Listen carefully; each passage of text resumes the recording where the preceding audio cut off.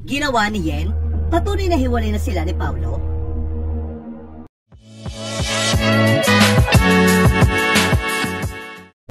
Yen, nakarma na nga ba? Ito ngayon ang tanong ng maraming netizen matapos itong gawin ng aktres na si Yen Santos. Usap-usapan nga sa social media si Yen dahil sa ginawa niyang ito na tila matibay na patunay daw na hiwalay na nga sila ng kapuso actor na si Paulo Conte. Matatanda ang ilang beses nang iniintrigang hiwalay na sina Yen at Paulo. Una na rito ay noong umubo ang issue, nagkakamabutihan si Paulo at ang kanyang co-host sa dating noontime show na tahanang pinakamasaya na si Arasan Agustin. No comment pa noon si Yen sa issue dahil naglaylo na rin siya sa showbiz.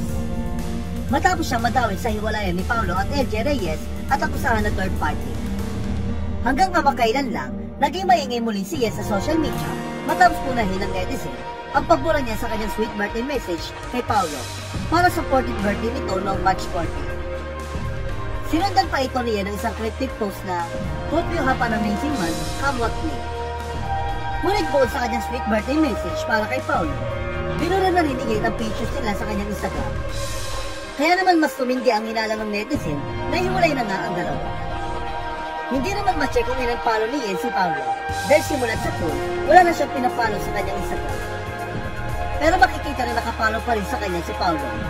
Nasa Instagram pa rin ni Paulo ang kanilang mga pictures. Ayon naman sa maraming netizen, kung totoo man ito ay baka nakarma na si Yen dahil sa ginawa nila ni Paulo kay LJ. Tila naranasan na rin nga ni Yen ang ginawa ni Paulo sa kanyang dati mga karelasyon. Nakalauna na iniiwag din niya para sa iba. Sa kabilang banda, agad naman pinabulaanan ni Paulo sa isang interview na hiwalay na sila ni Yen. Ayon pa kay Paulo, alam daw niya ang ginawang pagbura ni Yen sa birthday message nito. Pero hindi niya alam kung bakit ito ginawa ni Yen. Pero ang isa lang sigurado niya, sila pa rin ni Yen. Sa kasalukuyan, wala pa namang direktang konfirmasyon o pagde-deny mula kay Yen hinggil sa isyong hiwalay na sila ni Paulo.